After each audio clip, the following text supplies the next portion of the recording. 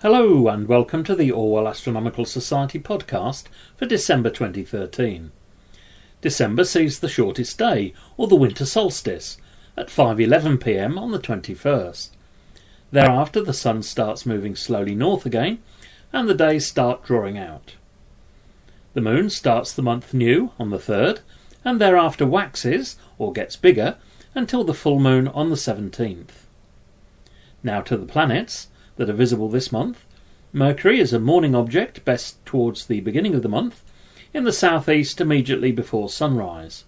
As always, be very careful if you use binoculars to look for it in case the sun catches you unawares. Venus will continue to be a very obvious object in the evening sky.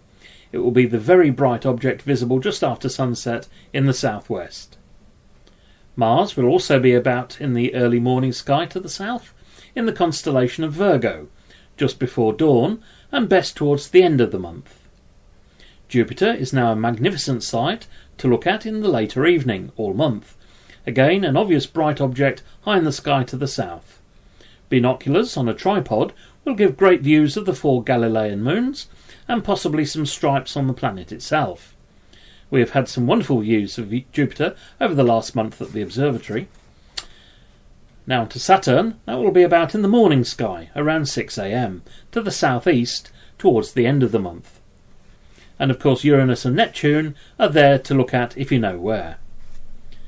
Right, now on to something else to look out for, meteor showers. December has one of the best meteor showers of the year, the Geminids. These are at their most active on the 12th of December, when you could expect around 100 meteors or shooting stars per hour. On Christmas Eve, there is another meteor shower expected, the lesser-known Ursids. Now these are less active than the Geminids, but expect around 10 per hour, and they appear to come from the Plough or the Great Bear.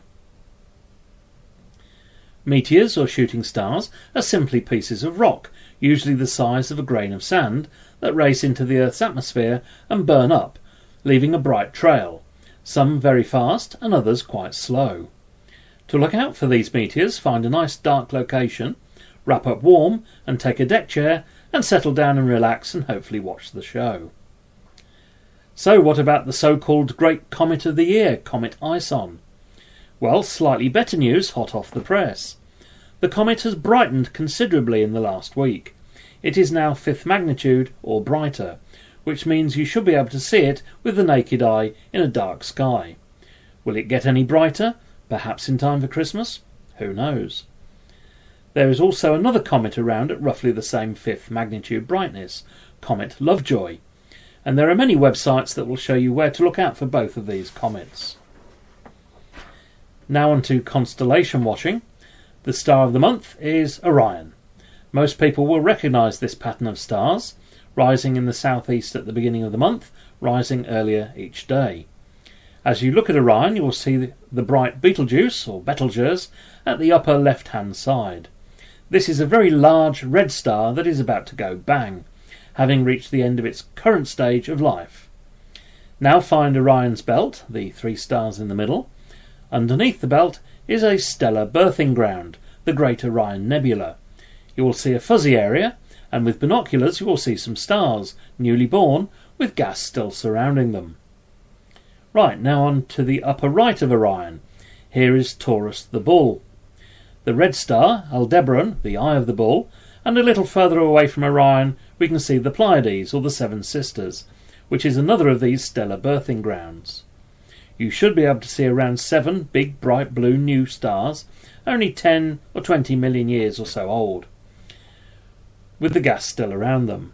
This is another eyesight test. How many stars can you see there? Now look to the upper left of Orion and you will see 2 quite bright stars. These are the twins, Castor and Pollux, the brightest stars of Gemini the twins. Incidentally, the Geminid meteors I mentioned earlier will appear to stream from around this point. Finally, look to the bottom left of Orion, better late in the month, and you will see a very bright star. This is Sirius, the dog star. This is the brightest star in the night sky.